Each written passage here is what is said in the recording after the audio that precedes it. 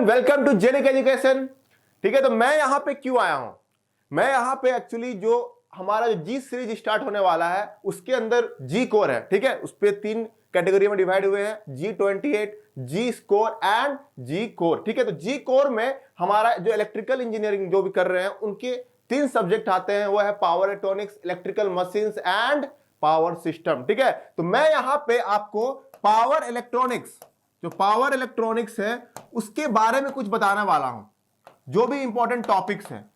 तो ये important topic जो पावर इलेक्ट्रॉनिक्स के हैं उसमें स्पेशली मैं चैप्टर 1 का आज बताऊंगा, कभी फिर नेक्स्ट डे में ही आपको चैप्टर 2 के कुछ बताऊंगा। ठीक है, तो आज मैं डिस्कस करने वाला हूं चैप्टर 1 के जो इंपॉर्टेंट टॉपिक्स हैं उसको मैं यहां पे डिस्कस करने वाला हूं। तो चैप्टर 1 में जो आपको पढ़ना है इंपॉर्टेंट टॉपिक्स, वो यहां पे क्या क्या आप चैप्टर 1 में बहुत से टॉपिक्स पढ़े होंगे। ठीक है, लेकिन आपको अभी आपके पास कितना समय है? Only 1 and I think 45 days. 45 days में आपको पूरे अच्छे से इसको प्रिपेयर करना है, रिवाइज करना है। तो इसलिए आपको इंपॉर्टेंट रहेगा कि जो कॉन्सेप्ट जो आ चुके हैं, जो भी मतलब क्वेश्चन जिसपे आए हुए हैं प्रीवियस ईयर में, उसको ज्यादा इंपॉर्टेंट फोकस करना। ठीक है, तो प्रीवियस ईयर में चैप्टर 1 से आप जब देखेंगे तो उसपे आपको इंपॉर्टेंट, सबसे जो इंपॉर्टेंट टॉपिक यहां पे है वो है, पहला अगर बात करेंगे तो वो है quadrant operation off switch, quadrant operation of switches. ठीक है, इसको तो आपको छोड़ के ही नहीं जाना है, इसको आपको पढ़ना है, क्योंकि आप बहुत से क्वेश्चन आप देखेंगे प्रीवियस ईयर में कि इस टॉपिक से क्वेश्चन जो है बहुत पूछे गए हैं। अब अगर आप प्रीवियस ईयर क्वेश्चंस लगा रहे होंगे तो उस पे आप देख रहे होंगे क्वाड्रेंट ऑपरेशन ऑफ स्विच के ऊपर बहुत से क्वेश्चंस जो है आया हुआ है। ठीक है, अब अगर बात करते हैं सेकेंड, इस पे आपका क्वाड्रेंट ऑपरेशन ऑफ स्विच में जैसे कि आपको बीजेटी आपका मॉसफेट कैसे ऑपरेशन होता है, आईवी कैरेक्टरिस्टिक्स जो होते हैं आप जो पढ़े होंगे वो सब मैं बात कर रहा हूं। ठीक है, डायोड कैसे बनते हैं, फिर आपको क्या होता है एससीआर कैसे बनते हैं, उसके बारे में यहां पे हम लोग उसको यहां पे डिस्कस करने वाले हैं। ठीक है, तो यहां पे आपको क्वाड्रेंट ऑपरेशन में क्या क्या पढ़ना है वो आपको लिए जानना बहुत जरूरी था। ठीक है, इसको आपको हायर प्रायोरिटी पे रखना है, इंपॉर्टेंट। तो आपको अभी स्मार्टली स्टडी करना है, समझ आ रहा है कि नहीं? स्मार्टली स्टडी करना है। उसके बाद सेकेंड अगर हम बात करते हैं तो वो है पल्स विड्थ एंड जो लैचिंग करंट क्वेश्चंस होते हैं, लैचिंग करंट के जो क्वेश्चंस होते हैं, समझ में आ रहा है कि नहीं? आप जो पढ़े होंगे, आप जैसे कि टीडी एक शॉर्टकट फॉर्मूला होता है, TD equal to L into I L by VS, मतलब यहां पे आईएल क्या है? Inductor current. ठीक है, तो ये जो शॉर्टकट इसमें जो पल्स विड्थ निकालते हैं उसके ऊपर बहुत से क्वेश्चन आए हैं। ये शॉर्टकट है, इसमें बहुत मेथड भी, अगर कन्वेंशनल मेथड से जाएंगे या शॉर्टकट मेथड, दोनों से इसको सॉल्व कर सकते हैं क्वेश्चन। तो ये आपका सेकंड, ये भी आपको छोड़ के जाना नहीं है, दो टॉपिक आपको एकदम बहुत मोस्टली आपको अच्छे से पढ़ाई करना है इसको। ठीक है, थर्ड अगर हम बहुत जो ज्यादा इंपॉर्टेंट है उसके बारे में बात करें तो वो है आपका स्विचिंग कैरेक्टरिस्टिक्स ऑफ एससीआर।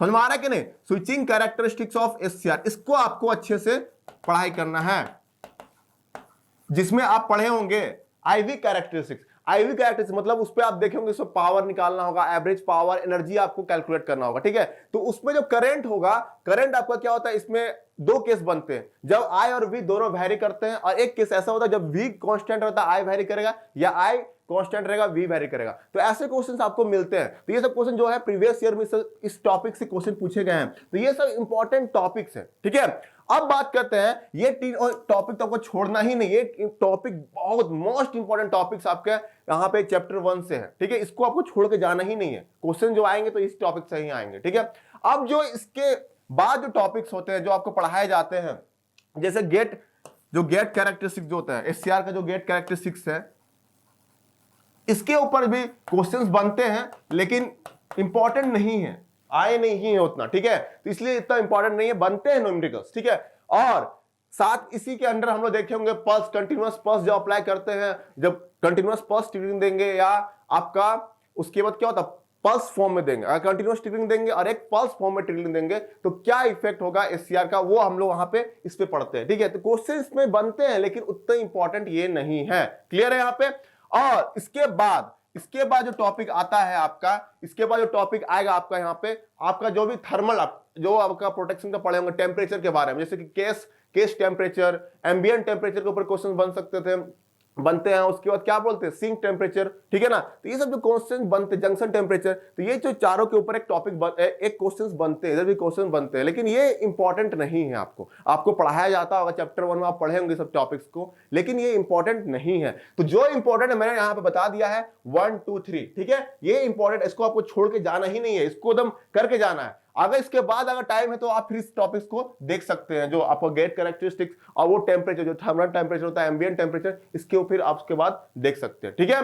उसके बाद जो टॉपिक्स आते हैं वो लास्ट जो होते हैं पैरेलल एंड एससीआर जो कनेक्शन होते हैं, एससीआर का पैरेलल और सीरीज कनेक्शन, जिसमें स्टैटिक आप डायनेमिक कैरेक्टरिस्टिक्स इसके बारे में पढ़ते होंगे, स्टैटिक सर्किट और डायनेमिक सर्किट। तो ये सब कोई क्वेश्चन जो है आए नहीं है, ठीक है। तो जो टॉपिक्स आपको कवर करना है वो आपको यहाँ पे इंपॉर्टेंट है, ये 1 2 3 ये टॉपिक्स बहुत इंपॉर्टेंट है। आपका गेट पॉइंट ऑफ व्यू अगर बात करें तो ये बहुत इंपॉर्टेंट है, क्लियर है यहाँ पे। तो ये टॉपिक्स आपको अच्छे से पढ़ाई करना है, ठीक है।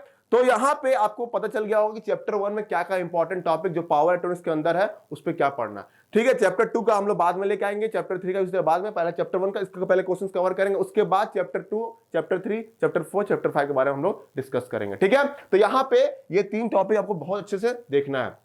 और उसके बाद अब क्या होगा, आपको उसके बाद आइडिया होना चाहिए कि जो भी पर डे क्वेश्चंस आपका अपलोड होंगे हमारे जो जेनिक लाइव ऐप है उस पर डे क्वेश्चंस जाए जाएंगे, उसको आपको क्या करना है, उसको आपको उस पर टाइमर लगा रहेगा, आपको उसको अप्लाई करना, मतलब उसको सॉल्व करना है, और उसके जो आंसर होंगे आपको उसको वहां पे पुट करना होगा, ठीक है, विद इन टाइम। तो उससे क्या होगा, उसको फिर नेक्स्ट डे हम लोग उसका जो आंसर होगा उसको यहाँ पे डिस्कस करेंगे। नेक्स्ट डे आपको एक दिन पहले क्वेश्चंस को आपको मिल जाएंगे जेनिक लाइव ऐप पे, आप अगर इंस्टॉल नहीं किए हैं तो उसको इंस्टॉल कर लीजिए, और जो क्वेश्चंस अपलोड होंगे उसको आपको वहां पे सॉल्व करना है, और क्या बोलते हैं उसका आंसर तो आपको अपलोड करना है, ठीक है।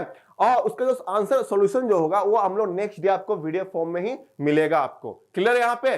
और इससे इसका फायदा क्या होगा, अगर आप डेली आंसर डालते हैं तो उसका फायदा क्या होगा कि हमारा 24 दिसंबर को कुछ मतलब अच्छा अनाउंसमेंट होने वाला है रिगार्डिंग नया कोई प्रोजेक्ट है, ठीक है। उस पर आपको बहुत बेनिफिट मिलने वाला है। अगर आप कंटिन्यूअसली अगर टॉप रैंकिंग मेंटेन रहते हैं, अच्छे मतलब आप डेली आंसर डाल रहे हैं, तो आपको कुछ बेनिफिट, अच्छा बेनिफिट वहां मिलने वाला है, जो 24 दिसंबर को हम लोग अनाउंस करने वाले नया प्रोजेक्ट, ठीक है। तो इसलिए आप लोग बहुत ध्यान रहे कि आप लोग इस मौका को जाने ना दे, ठीक है, इस मौका को जाने ना दे, और इसको आप सीरियसली ले, ठीक है, क्योंकि हमारा नया प्रोजेक्ट 24 दिसंबर को अनाउंस होगा, उस पर आपको बहुत बेनिफिट मिलने वाला है। तो ठीक है, चैप्टर जो यहाँ पे 3 चैप्टर, ये जो चैप्टर 1 है, क्या है चैप्टर 1 यहाँ पे, power semiconductor devices and switches जो है उसको आप यहाँ पे ध्यान से सुने, क्वाड्रेंट ऑपरेशन ऑफ स्विच, और ये 3 जो आपके इंपॉर्टेंट टॉपिक्स है ये मैं यहाँ डिस्कस कर दिया हूँ, और इसको आपको अच्छे से पढ़ाई करना है। और मैं डेली एक क्वेश्चन जो है इसके टॉपिक के ऊपर जाएंगे, इसके बाद जैसे ही खत्म होगा फिर चैप्टर 2 के ऊपर जाएंगे, ठीक है। तो ये हमारा यहाँ पे जो मैं बताना चाहता हूँ खत्म हो गया यहाँ पे,